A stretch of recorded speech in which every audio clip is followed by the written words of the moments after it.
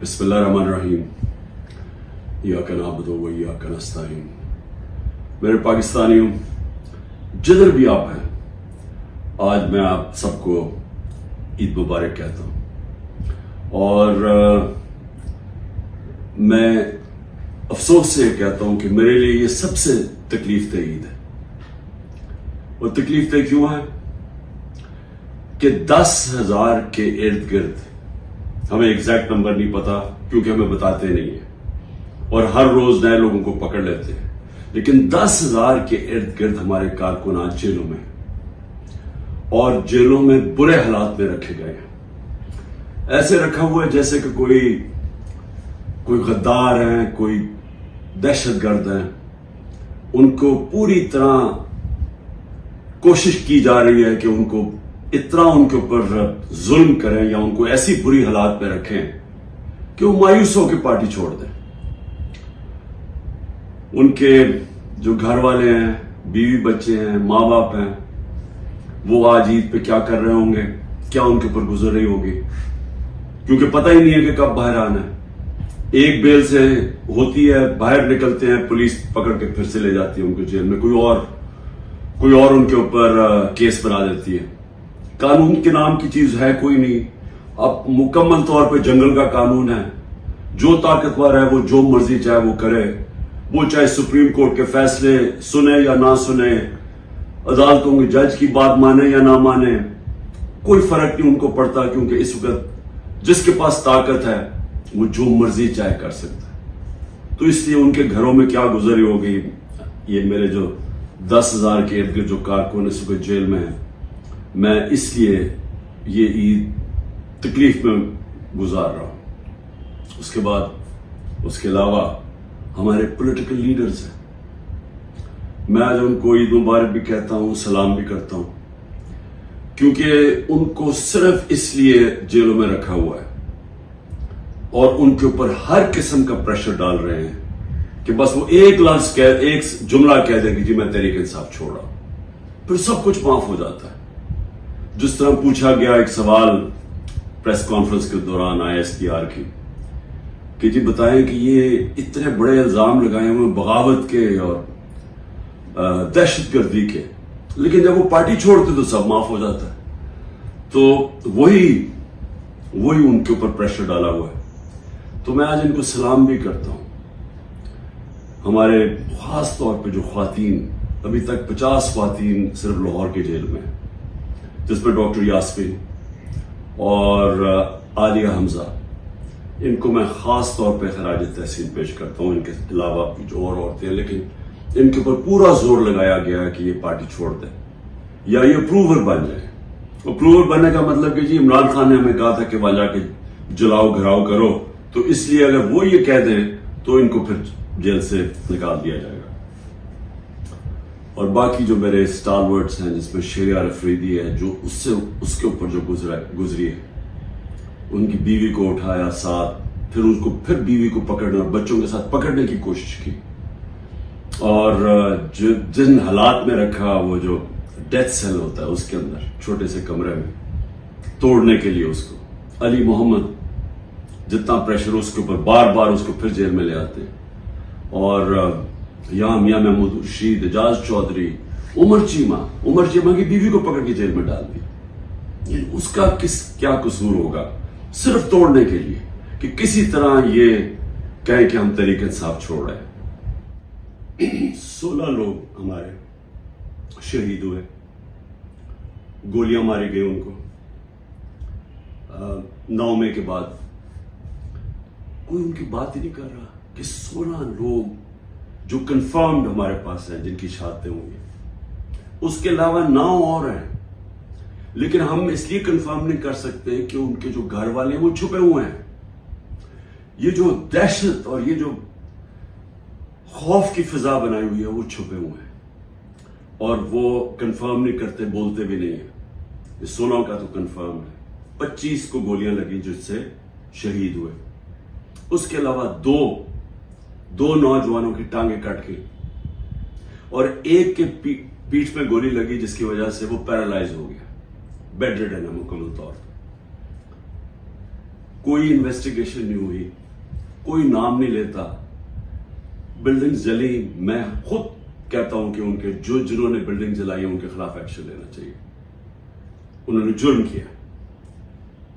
لیکن کوئی بات کرے گا کہ کون سے ملک کے اندر آپ 25 لوگوں کو گولیاں مار دیں, 50 اور کو گولیاں لگیں, 50 کو اور گولیاں لگیں, لیکن آپ 25 لوگوں کو قتل کر دیں اور ایک کے پاس فائر آرم نہ ہو. چلیں یا تو ہونا کہ کسی پولیس والوں کو گولیاں لگی, کسی کو گولی نہیں لگی, کیونکہ جب بغاوت ہوتی ہے تو وہ ہاتھوں سے نہیں بغاوت ہوتی.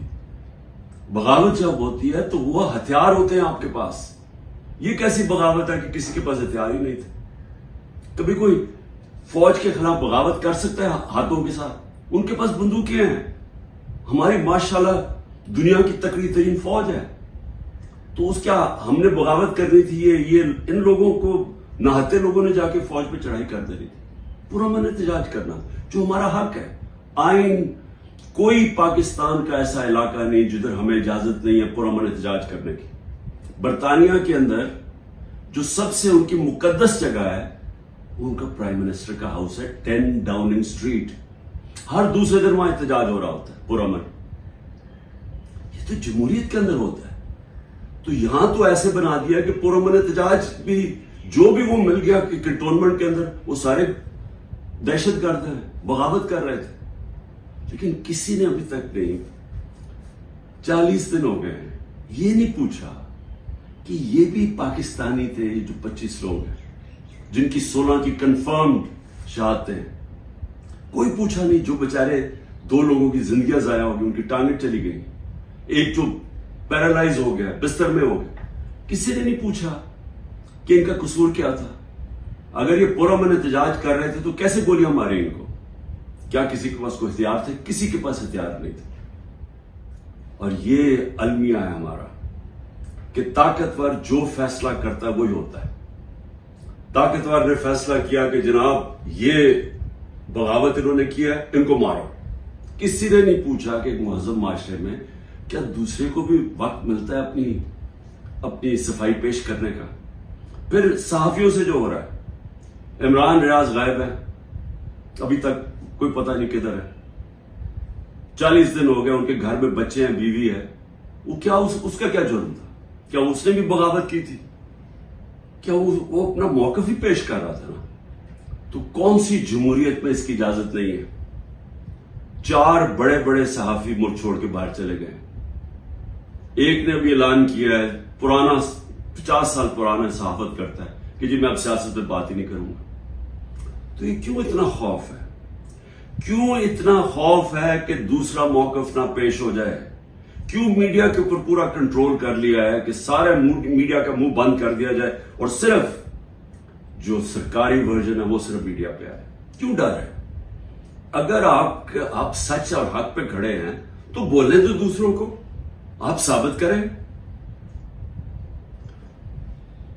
کیوں صرف یہ کہ عمران خان نے اب الیکشن نہیں لڑنا, اس کو نہیں آنے دینا ہم نے پاور. پھر یہ جو ہوا ہے 9 مئی کو, اب یہ 9 مئی کی میں پھر سے کہتا رہتا ہوں انویسٹیگیشن تو ہو. میں یہ کہتا ہوں کہ چلے ملٹری کورٹس کر دیں, چلے عمران خان کو آپ یہ ان عدالتوں میں نہیں, ملٹری کورٹس پہ لیں, لیکن اس ملٹری کورٹ کے اندر مجھے موقع ملے, ٹیلی وائز ہو, سب کو پتا چلے, مجھے اپنا موقف پیش کرنے کا وقت دیا جائے. آپ اپنا موقف دیں, میں اپنا موقف دیتا ہوں. کیونکہ کیا ہم سچ اور حق چاہتے ہیں کہ پاکستان میں ایسی چیزیں آگے سے نہ ہوں, یا صرف اور صرف مقصد یہ ہے کہ کسی نہ کسی طرح تحریک انصاف کو ختم کریں؟ اس عید کے اوپر جتنی میں نے پاکستان میں مایوسی دیکھی ہے میں نے اپنی زندگی میں نہیں دیکھی. اور اس کی وجہ کیا ہے؟ ایک تو معاشی حالات ہے. 14 مہینے کے اندر 6% جب ملک بڑھ رہا تھا, اس کی دولت میں اضافہ ہو رہا تھا, وہ آگے صفر پہ آ گیا. انڈسٹری بند ہو گیا, بے روزگاری ہے, 38% مہنگائی ہے جو پاکستان کی تاریخ میں سب سے زیادہ ہے. جب دنیا کے اندر قیمتیں 35% نیچے چلے گئے ہیں, جس کی وجہ سے ہوئی تھی, جو تیل کی قیمتیں, کموڈٹی, گھی, یہ سب 35% نیچے چلا گیا. اور ہمارے ملک میں تاریخی انفلیشن ہم جب چھوڑ کے گئے تھے 12% تھی. تو مایوسی ہے، تو معاشی حالات ایسے. لیکن اصل مایوسی کی وجہ کیا ہے کہ دبئی میں جو اس ملک کے نامور بڑے بڑے ڈاکو ہیں وہ سارے مل کے دبئی بیٹھے ہوئے ہیں اور فیصلہ کر رہے ہیں پاکستان کے مستقبل کا. یہ ہے مایوسی. یہ وہ لوگ ہیں جنہوں نے 25 سال ایک دوسرے کی کرپشن قوم کو بتائی. یہ 90 کی دہائی میں 2 دفعہ کرپشن میں گورنمنٹس گئی اور اسٹیبلشمنٹ نے ان کو گروایا کیونکہ ان کی کرپشن، یہ کرپشن کر رہے تھے. ان کی کرپشن کے چرچے پہلی دفعہ آئے، سارے مال پتا چلا. پھر یہ حدیبہ پیپر مل کے اندر آیا کہ شریف خاندان کیسا پیسے ملک سے باہر نکال رہے تھے. دونوں ملک سے پیسہ چوری کر کے باہر لگا رہے تھے. یہ الزام تھے ان پہ.